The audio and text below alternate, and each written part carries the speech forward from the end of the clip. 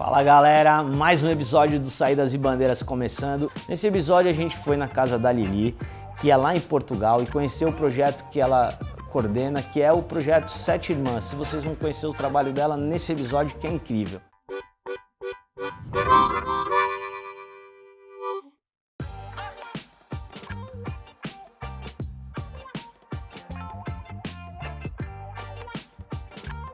Fala galera, a gente está aqui em Sintra, Portugal, e a gente vai conhecer a Lili, a fundadora das Sete Irmãs, que é um grupo que resgata o cânhamo, a história do cânhamo, processa o cânhamo artesanalmente e mora nesse lugar incrível, nessa casinha super legal. E é isso que a gente vai conhecer a Lili e entender o projeto, conhecer um pouco sobre esse estilo de casa, sobre a história da Lili. Bora com a gente. Galera, Lili, antes de a gente entrar para esse mundo das Sete Irmãs que é aí dentro, me explica sobre essa construção e esse lugar um pouquinho. Ok, essa construção aqui é uma yurt, que é tradicional de Mongólia, que eu me inspirei ir quando era mais jovem, fiz uma viagem de corona assim do lado da Sibéria, passando pela Mongólia, encontrar com o meu pai na China, que trabalhava lá na altura, e inspirei-me com essa construção, que é uma construção redonda, incrível, com uma energia assim mesmo, bem centralizada, né? E para mim, como mulher, adoro esse símbolo do círculo, né? Como que é o nome dessa construção? Yurt. Yurt. Yurt. Yurt, que é da Mongólia. Da Mongólia. Os mongolos são nómadas, Tá. né? Então isso basicamente é uma construção que é bem simples, tirar e pôr. Eu coloquei uma construção mais estável em baixo para estar seguro, né? Mas se constrói dentro de um dia. Uau! E bom, nas fases do ano, quando havia para tratar o gado, eles levavam as yurts de um sítio, depois levavam para o outro lado, né? Na Mongólia assim, e eu sinto um bocadinho nómada nesse mundo. Vamos nessa. Vamos lá, galera. Pô, Lili, que lugar incrível, meu. E super quentinho, né? É muito quentinho. Super quentinho, Tem uma velho. aerodinâmica muito boa aqui. Me conta um pouco dessa estrutura e como que é viver aqui dentro, nesse mundo particular. Mundo redondo, né? A minha vida é muito redonda, né? Muito circular. Acho que tudo na vida é um ciclo, né? Então é importante, para mim é fantástico. Isolada por lã, é com lã. Depois tem uma capa impermeável e depois tem cintas. Então basicamente aqui não tem pregos. É como se fosse um biombo. Você abre e depois se montam esses dois pilares com um centro e se levanta. Depois se coloca os paus suportados nos laterais e depois os pelos devem ser pelos de cavalos ou de camelo. Então todas as cordas aqui que seguram as coisas são pequenos, são pelos. Pelos tecidos. É cordas pequenas desses. Que demais, que demais. Olha onde a gente veio parar, num lugar mágico, um lugar incrível, que é Sintra. E vai conhecer sobre a história de Sintra, que tem toda uma aura mágica de bruxas, de lendas. E é aqui que a gente veio parar para conversar com essa mulher incrível. Quem é Lili? Quem é Sete Irmãs? Conta pra gente. Eu nasci na Alemanha, a minha mãe é alemã, meu pai é português. Tinha 21 anos, que a minha filha mais velha nasceu, e o pai dela, com raízes judaicas, tinha interesse em Portugal, né? Porque a história da Ibérica, Marroquina, Norte da África, isso era tudo também uma história dos judeus, né? Então era um ponto comum onde é que nós tivemos interesse de voltar aqui e enraizar. Então decidi de sair totalmente, né, das minhas vagabundas pelo mundo e enraizar aqui, bem cedo, com 22 anos. E decidi viver em Lisboa. Só que depois comecei a fartar um pouco da falta da terra, né, embaixo dos meus pés. Nasci numa serra também assim, um bocadinho assim, uma serra muito antiga, onde de verdade é uma zona de têxtil, de produção têxtil na Alemanha, onde se trabalhava muito com lã e que eu descobri mais tarde, né, quando eu fui voltando a procurar as minhas origens, voltei à minha própria lá na Alemanha, mas aqui em Portugal decidi de encontrar-me em Sintra, foi me identificando com o cânhamo, que é uma amiga minha de Bulgária, que na altura na Bulgária havia algum movimento também de cannabis, ou de cânhamo, principalmente cânhamo, e eles ainda também tinham prática de cultivo para fins de tecidos, né? Então a história ainda estava mais perto de agora, o cânhamo estava lá ainda presente e ela na Bulgária vinha cá me visitar em Portugal e me ensinou, olha, essa planta tem muito potencial, vai lá mulher, né? Tipo, tu não precisas ficar... É a minha cara, mas bom, eu sempre tive uma ligação, né? Eu também na minha juventude teve relação com cannabis, obviamente, mas nunca entendi a potencialidade dessa planta em totalidade, não tinha ideia mesmo nenhuma do poder, né, dessa planta inteira. Eu comecei a dar aquele significado, aquilo que me identificava, né? Era uma mãe que precisava de muitas irmãs e tias à volta para, né, levantar os filhos e continuar a vida, né? Yeah. Então tinha a ver também, né, com divórcios e essas histórias todas, mas de verdade foi isso. E então também fui investigando sobre as Pleiades, porque as 7 irmãs é uma constelação astral que são as Pleiades, que mesmo nessa altura do ano elas sobem no horizonte, mais ou menos às 11 da noite, e tem um significado muito importante, porque em todas as culturas do mundo as 7 irmãs têm é como se fosse um planeta que guia também a agricultura do ano, né? Então as estações, e as pessoas têm a sua Tem uma história. ligação universal que transcende aqui e está lá em cima, né? Lá. Então nós sentimos assim mesmo como somos os representantes aqui das Pleiades, aqui da Terra, né? Havia assim umas viagens bem bonitas para essas galáxias. E decidimos de seguir para frente. Tive um homem e uma mulher aqui da zona que começaram este projeto comigo, realmente em termos práticos, né? Formámos a empresa, porque na altura a empresa era o único formato que eu via que nós conseguimos assegurar que conseguimos fazer um cultivo, né? Porque associações aqui em Portugal não conseguem cultivar, só podem promover informação e não sei o quê, mas uma associação não pode adquirir sementes e não pode plantar e depois muito longe de transformar qualquer coisa, né?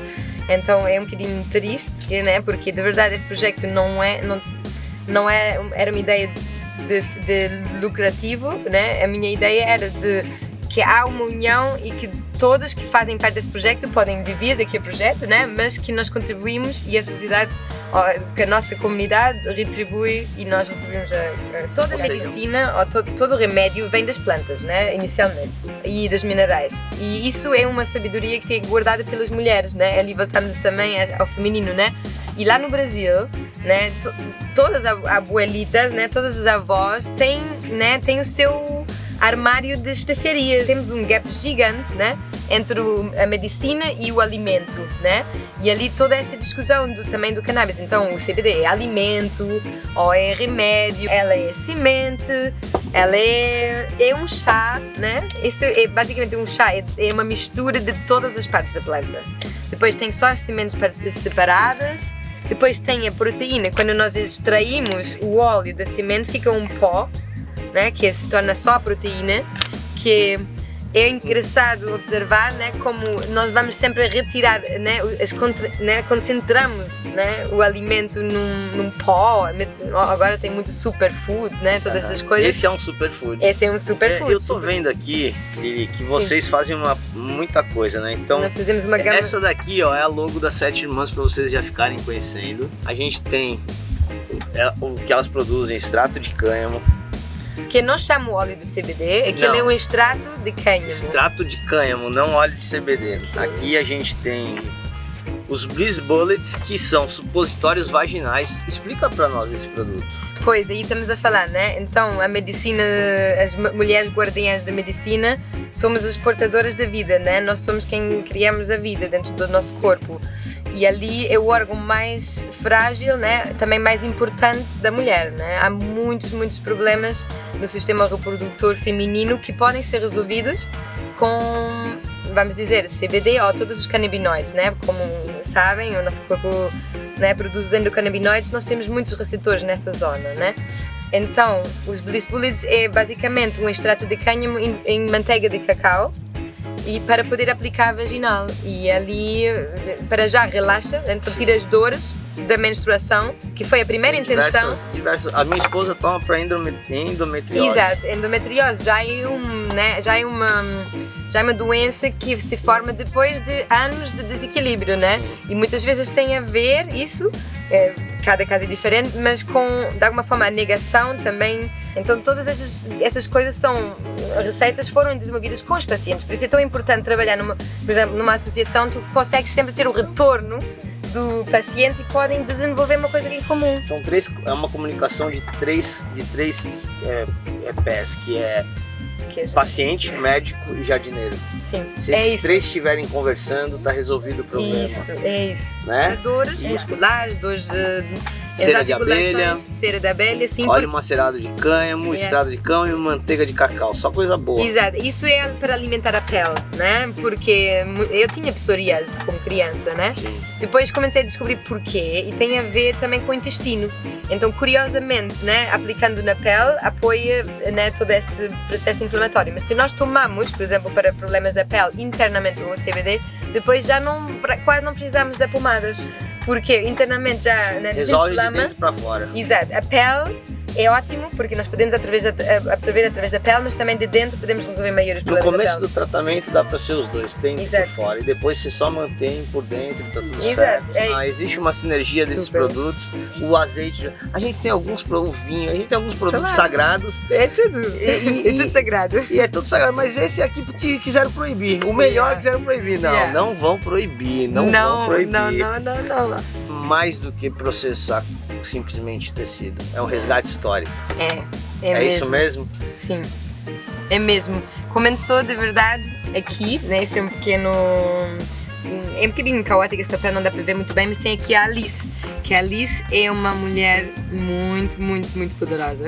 Ela é uma das pessoas que resgata todo o trabalho artesanal com todas as fibras, né? Algodão, lã, linho, e que eu conheci por acaso. Também era uma história assim meio amarada, né? É mulheres a procurando outras mulheres para, né, salvar qualquer coisa. E ela veio se juntar às 7 irmãs e criamos um encontro de mulheres de resgatar a nossa necessidade de fiar e tecer. E como tivemos essa planta, que podíamos ter usado outra, mas decidimos, né, obviamente, que estávamos na cannabis, de usar o cânhamo, nós juntámos-nos todos através dessa planta, de unir a nossa força, né, de conhecer a nossa história de Portugal, do linho, do cânhamo, das cordas, né, que levavam-nos para o outro lado do mundo. No Brasil tem muito essa tradição ainda, né? É um trabalho, é o primeiro trabalho da mulher, né? O primeiro. Há 10 mil anos as mulheres faziam isso, e sem este equipamento aqui, mas só um pauzinho, né? Que demais! E aí se gira, né? E se gira e vamos puxando, e assim se tece um fio. Que demais! Se fia o fio, depois chegamos aqui. E num passe de mágica, tá feito. E aí temos o fio. Então ali temos um tiar, esse é um tiar para tapeçaria, isso chama-se tapeçaria. E ali vamos enfiando os fios e assim se cria um tecido aqui só no início. E depois costuramos, né? Depois tiramos, quando acaba, temos a teia e a trama e tiramos e temos o nosso tecido. E é tão estranho que as pessoas hoje em dia nem sequer sabem o que é isso, mas ninguém vai à rua nu, né? Ninguém vai à rua nu. Olha só que legal, galera. Isso aqui também é um papel feito aqui, né? Fizemos aqui. Um papel de cânhamo. Quase um feltro, fibra, né? Quase um feltro. Parece um feltro. E aqui a gente tem mais algumas fibras. Cara, com essas nós fazemos papel, com os restos. Esse aqui é o resto. Quer dizer, isso já são as fibras bem partidinhas, né? Sim. Isso também limpar essas partes mais duras, que é o chifre. Nós conseguimos com isso também fazer tecido, né? Só que é preciso desfazer muito, né? Sim, aquilo é processo... Mas assim, o cânhamo leva muito menos químicos para suavizar o processo do que, por exemplo, o algodão, uma né? curiosidade da sua vida. Ok. Que o seu pai resgatou num lugar incrível, fez um templo budista em tamanhos originais. Conta um pouco para nós essa história. E o meu pai, ele trabalhou muitos anos na Ásia, e quando ele entendeu que essa cultura lá honra muito a ancestralidade e cuida muito de uma forma muito diferente o ser humano e também o ambiente. A filosofia, ele começou a nunca mais querer voltar de lá, né? Ele aprendeu o quê? Eu tenho essa ancestralidade aqui, onde é que está a minha ancestralidade em Portugal? Então ele voltou para cá e comprou um terreno muito grande que é uma mina antiga, que é uma mina romana, era antigamente uma mina romana, onde se extraía ouro e outros metais, estava quase morto esse sítio. Mas ele resgatou e depois ele construiu uma barragem, que é muito interessante, eu não sei se vocês conhecem Ernest Götz, que é um... Sim, está no Brasil. Exatamente. Está lá no Brasil. Ele acho que é um alemão, ou um alemão que foi para o Brasil. Isso, ajuda muita gente, está mudando, transformando o Brasil. Isso, mesmo. Então o meu pai basicamente, eu não digo que ele é Ernest Götz, mas ele fez aquilo sem saber nada disso. É só pela observação da natureza. O Ernest Götz não inventou a natureza, ele observou. Ele depois trouxe também esse templo budista porque significou muito para essa energia budista. E é o sagrado, né? Seja a forma como ela se manifesta, né? Meu pai não era religioso, nunca teve nada a ver com a igreja, ao contrário, ele fumava muita maconha quando ele era jovem, mas depois deixou completamente porque ele era, né, também engenheiro e depois havia outra coisa que ele queria, né? Mas eu imagino que né? Eu lembro-me que ele falava assim, olha, se tu mandas aquelas sementes ali, estás a ver, aqui cresce tudo, né? Então eu me lembro de proteger a terra. Sim.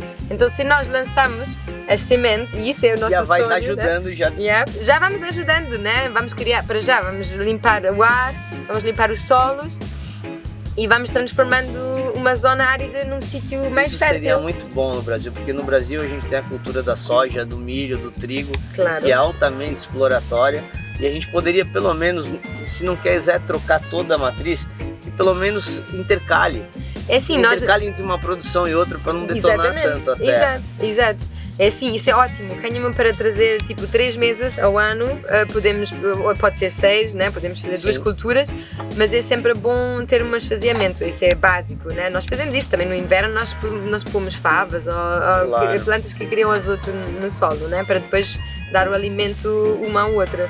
E bom, também muita matéria orgânica, cânhamo traz aí tudo para cima e depois essa fibra toda nós deixamos na terra, nós não colhemos tudo, né? Sim. Nós deixamos metade ali. Exato. Então no 3º ano das plantas cresceram bem uns 3, 4 metros, mas no primeiro ano tinham para aí meio metro. As plantas que podem crescer ali em cima cresciam só tipo meio metro, 1 metro, né? Mas depois de 3 anos temos plantas de 2, 3 metros. É difícil você ser um pai que planta com seu filho num Brasil que não se pode plantar. É um estigma muito alto. Claro. Então a gente às vezes sofre um pouco dos julgamentos, mas agora eu tenho certeza, mais ainda. Eu já tinha, na verdade, que eu estava no lugar certo, fazendo a coisa certa, mas esse lance da ancestralidade, da aproximação de pai e filho em ponto comum, tentando mudar o mundo de alguma maneira. Porque a gente veio ao mundo para tentar dar um pouquinho de nós, para deixar ele um pouquinho melhor. Né? Ancestralidade, né? Eu tenho muito respeito por a vossa terra, por a vossa forma de ligar, né, e conectar entre vocês pessoas. Eu acho que a grande força que aqui muito falta em Portugal é a união, né? É a união das pessoas com a mesma vontade, né? Coragem, né? Galera de Portugal que estiver assistindo a gente, galera do Brasil que vier a Portugal, sigam as 7 Irmãs, fiquem ligados que tem altos workshops que a Social Weed também promove junto com elas. Se você quiser se debruçar num processo de processar o cânhamo da colheita até ele virar esse fio, entender como é que é isso, vocês podem ficar ligados no site ou da Social Weed ou das 7 Irmãs, que eles estão sempre colocando lá. Você que está aqui na região, porque o trabalho que a Lili faz, ela acaba mexendo com tudo que está em volta dela, em torno dela. Então a galera que é aqui da região, que quiser agregar nesse projeto, que quiser apoiar esse projeto, quiser participar desse processo, esse é o momento. Faça parte disso, que lá na frente você vai ter orgulho e falar, pô, eu tava dentro desse projeto. Que lindo. Olha, muito caminho para frente. Para nós. Galera, se ligou na força? É isso, velho. É isso. É a união, é as pessoas, a rede da cannabis. Menos muros e mais ponte, coração aberto, coragem, vamos pra cima. Força. É nóis. Galera, era isso por hoje. Obrigado por curtir até o final. Tamo junto nessa caminhada. Compartilha, se inscreva, espalha pra galera e a gente se encontra no próximo episódio do Saídas e Bandeiras aqui no YouTube.